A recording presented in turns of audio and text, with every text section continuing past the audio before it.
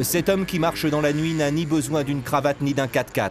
Il est animateur socio-culturel et il arpente le bitume urbain à l'écoute des vibrations humaines. Sa mission, dialoguer et proposer des activités aux jeunes de cette commune. Je travaille énormément dans la rue, sur le trottoir, dans les lieux publics, sur les places de sport, ce qui me permet d'aller un peu à la rencontre de toute cette jeunesse, voir un peu comment ces gens s'approprient l'espace public.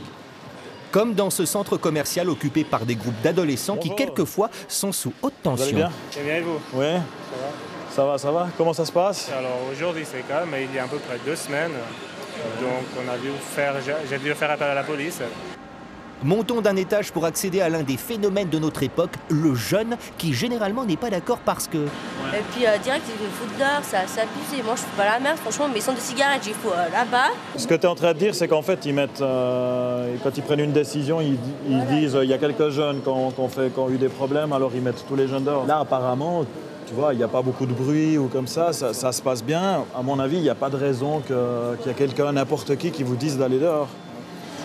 Quand il y a des problèmes avec les chiens, c'est que c'est des jeunes de moins de 18 ans qui ont des malus et qui ne savent pas les dresser et puis qui n'ont pas de responsabilité. Instaurer la confiance, créer le contact, Daniel ne laisse rien au hasard. Il communique avec tout le monde, des propriétaires de pitbull aux commerçants. Mais pour lui, la nuit n'est pas finie, c'est l'occasion d'autres rencontres.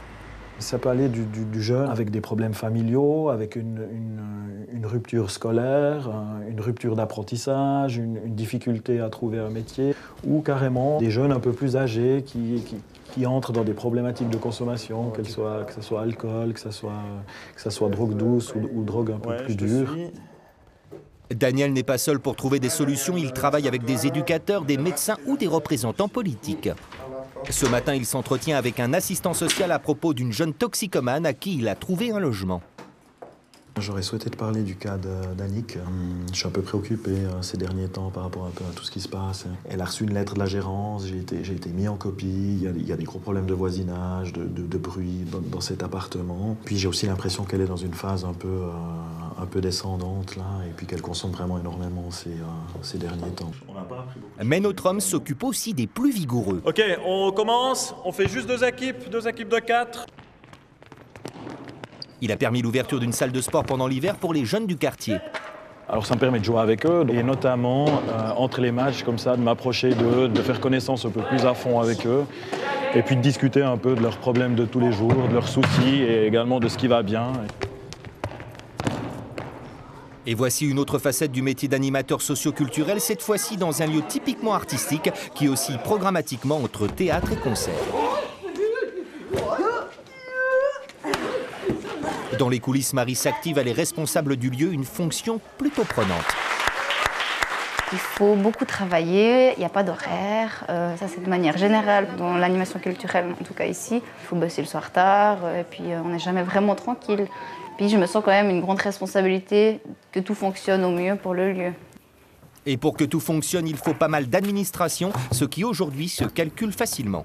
30% de mon temps, je fais de l'accueil d'artistes et de l'accueil du public. Et puis le reste du temps, ce qui correspond, donc je pense à un 70%, c'est du travail au bureau pour plutôt de l'administration. Donc ça comprend la programmation, contact artistique, les recherches de fonds, les suivis avec les subventionneurs, tout ce qui est questions politiques, et puis tout ce qui est organisation de séances avec le comité. Et puis il y a beaucoup de traitement de fichiers d'adresse, mails, courriers, etc. Les alcools, ils sont là. Les alcools, on les sert dans les petits verres, comme ça. Dans ce métier, il me semble qu'on est obligé d'avoir envie de faire ce qu'on fait. On est super investi. Puis moi, ce que j'aime, en fait, c'est qu'on offre des concerts, des spectacles à des gens. Il y a plein de reconnaissances aussi des politiques, des médias, du public.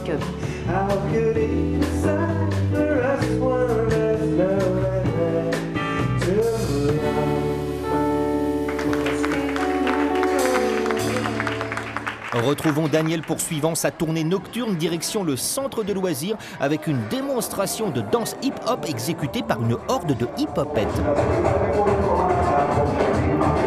Chaque jour, Daniel aide les jeunes générations en créant avec eux des projets culturels et sociaux.